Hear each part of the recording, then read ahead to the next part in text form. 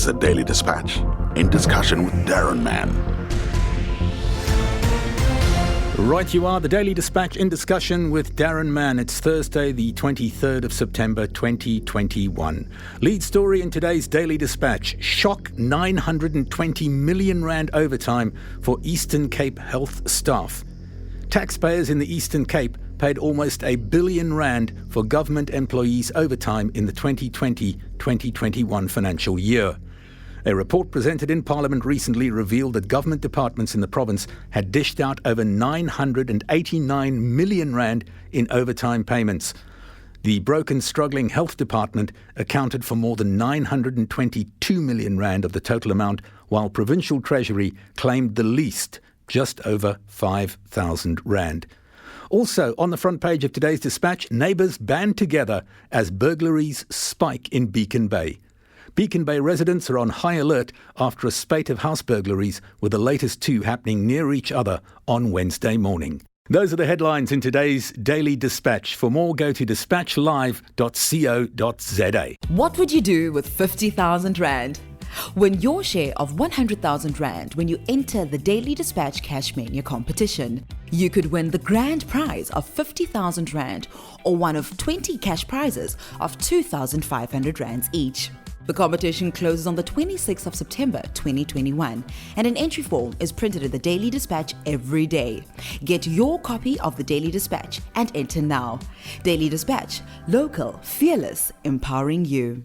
Recently covered in the Daily Dispatch almost a month ago, the tragic incident of two babies dying in the same creche on the same day in Southernwood, East London. Kwahlelwa Ndongeni and Ezam Makhabane were the two babies aged 5 and 6 months respectively, who passed away mysteriously at the creche. A month later, their devastated parents are nowhere near finding out what took their little lives. We are joined this morning by Mildred Tabeng. Mildred was the mother of Ezam Makhabane. Mildred, our condolences on recent events. How are you and the family coping? Good morning. Morning. Thank you so much for the condolences. We are still in shock and confusion, and we can't even begin the grieving process or what one call healing process at all, because we don't know what happened, and it's hard for us to move anywhere or even forward or backwards, but we just lost. Right. And I don't know what to do anymore to resolve this, I don't know what to do, I won't lie. So you don't know yet what the cause of your baby's death was? We don't know yet. Before I buried my daughter, I opened a case at Fleet Street Police Station. I was asked to open a case because there was suspicion of foul play detected during the first autopsy. So they had to do second autopsy test on my baby. So they had to open her twice. And I consent to that, saying that I want to know. I was scared to see her with a little bit of cut or whatever, but I was saying that I need to be strong. However, she'll come back from the second autopsy, I accept it as long as I can find the truth. So they did that, and now from the police station we were told that we should await a call with these results. Even today we're still waiting for the call. And I did a bit of follow-up by calling the police station again, trying to find out who's the detective that the case is under. And finally, I reached her. After reaching her, I asked her, what's the procedure? You say my daughter's death is under investigations. What investigations are you doing? Because nobody's calling me. Sure. I don't know what's going on. Have you been to the daycare? Have you interviewed anybody? I don't know, what under investigation are you guys referring to? Because every day I have to wake up, go to work, no call, nothing. I just wanted to know. And she just told me that the autopsy results will be coming in on the 28th of September. So hopefully that day will break something or will bring something different from what we are facing now. Have you had the opportunity to bury your young one yet? Yes, we have. We did that on the Sunday of that week.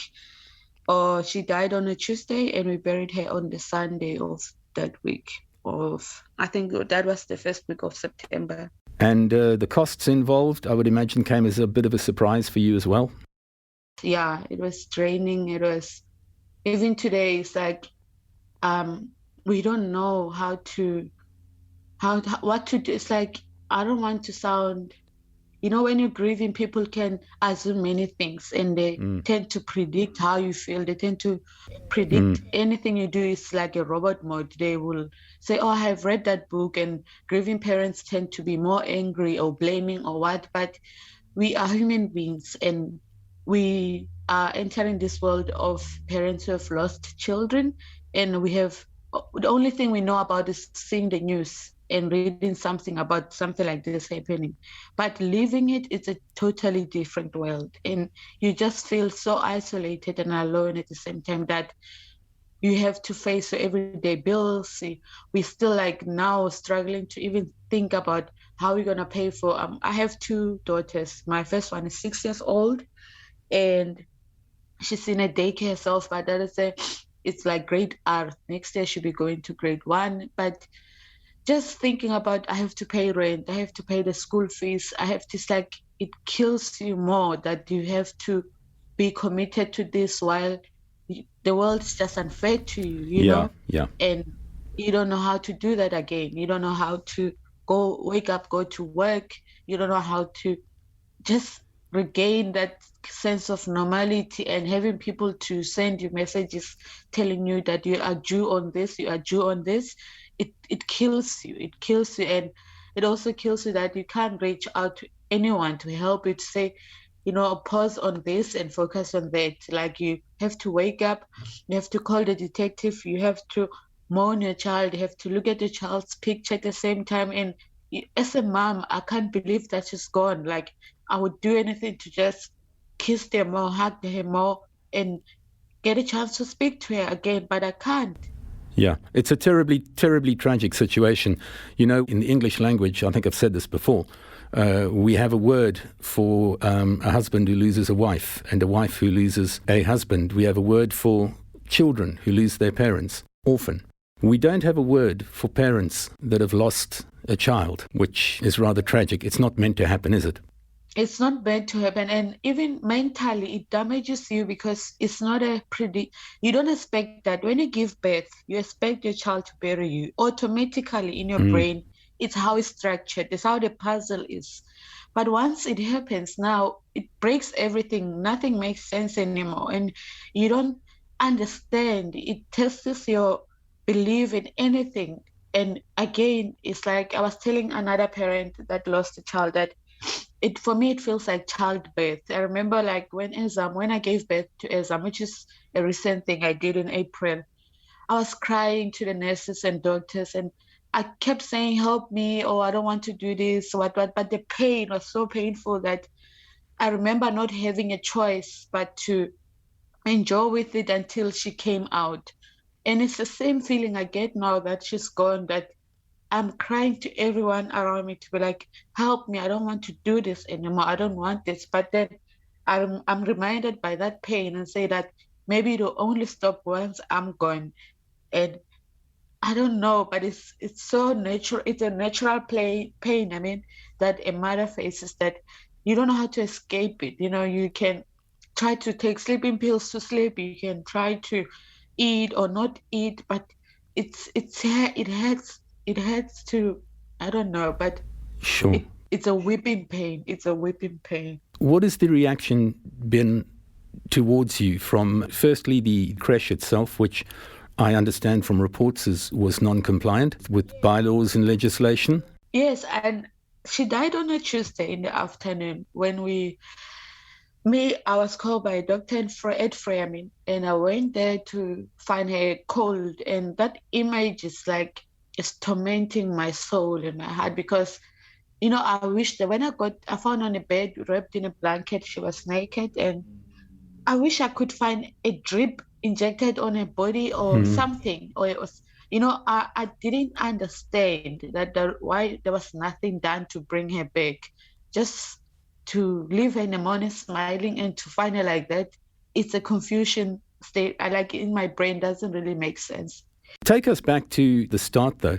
When did you enroll Ezam in the creche, and did you check on the compliance? What saddens me, or what makes me so angry, is that Ezam, our plan as a parent was not to enroll her in any daycare. So I have a family in Pretoria, and my partner's family, they are recently in Joburg. So in East London, we have no auntie or uncle that we can just have around to help us with the baby. So what we were doing at that moment, Ezam was only there for like 3 weeks or 2 weeks maximum.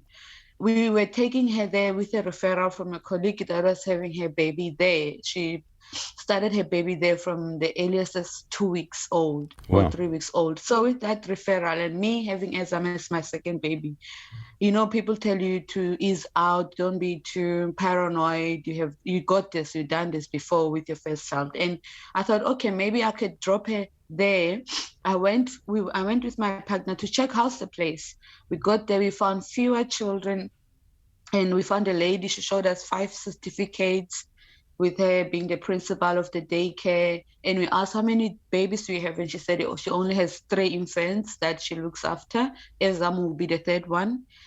So I was a bit convinced to be like, oh, you know what? I'm not that cautious or worried that much, because I just need her to be here for the 3 weeks while we are waiting for application to move into Saddlewood on Heaven flats that we applied for. We were just waiting for that application to be successful. So we were applying for a 2-bedroom flat. It would be bigger space, and my partner and I, we were planning to just get somebody to be with her in the house at home. We didn't want her to be at the daycare, because with my first child, she started daycare at the age of 3 years old. So daycare was never in our menu in terms of raising our kids.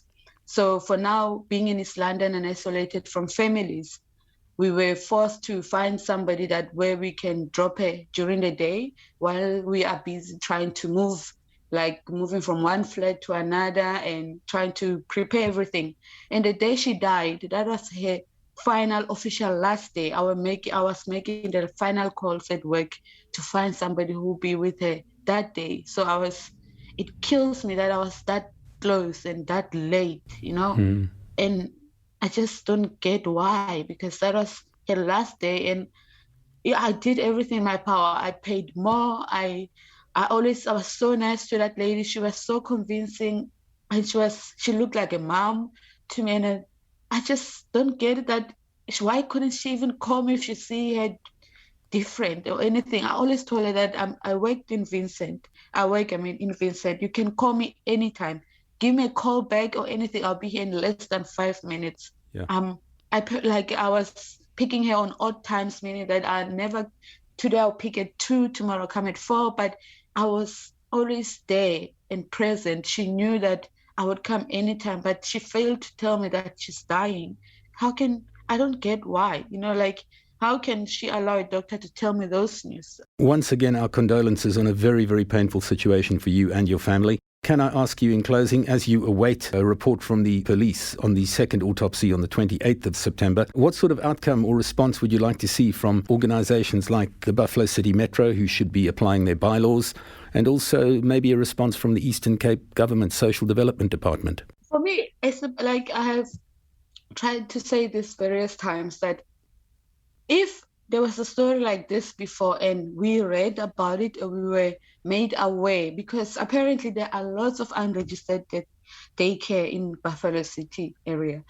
And it's so, looking back before Ezam died, we had no idea it whatsoever. There was no news around us. Nobody was talking anything regarding daycares. We had no idea. And if I read even the slightest information about be aware of this, I would change my mind. I would have chose different for my child. But her going like this, it will mean so much for me if she can leave something behind, such as she died and something changed. And I would like for whoever has the power, whoever is in charge, to change the way things are in terms of daycare and registration. It's not only around registration. People can acquire the certificate, but to look and monitor, people who will go evaluate these places, that are they good enough, are they in the proper hygiene kind of areas, but beside that, to change how things are, the system, the volume of kids, who's in charge, because now the daycare is more like a business, more it's focusing on the money and the fees that they're getting than what they should be doing. And as parents, and especially young upcoming parents, we are always in a rush, meaning you are always focusing on bills, school fees, and like getting your life going until there's holidays or something like that. But I wish the government can help us to make us aware what's around us, but also not making us aware, but change what's around us. We wish you strength during these difficult times for yourself and your family. Thank you very much for joining us today on Daily Dispatch in Discussion with Daron Mann. All the best. So as we mentioned, there was not just the one baby, but in fact two that died at the same crash on that tragic day in Southernwood, East London. We're joined by Onisimo Maneli. She is the aunt of Kwahlelwa Ndongeni, who was the second of the babies to die on the same day. Condolences from our side. Good morning. How's the family doing? Good morning, Darren. We are doing okay. We are trying to move forward from the tragic incident, but it's very, very difficult because we want to know what happened to our baby as a family. The mother of the child is back at university and she's still busy with her honors. She's also not doing okay there because she also wants to know what actually happened to her baby. This is the most tragic thing that has ever happened to us. We've never had such an incident ever. So you have not been given a reason yet for the baby's passing away? No, we have not been given a reason yet because when we went to forensic, they said we must go open a police case. So we opened the police case and then they said now it's going to be a police matter because the police would need to go fetch the results from the forensic so that the results are taken to Cape Town for further testing. So we're waiting for those results from the further tests that were done in Cape Town. So when we checked with the police about a week ago, the police said they would contact us when the results are back. I understand. And in addition to the emotional toll, there's also a financial cost which comes along with this, and that would have been a shock to the family as well.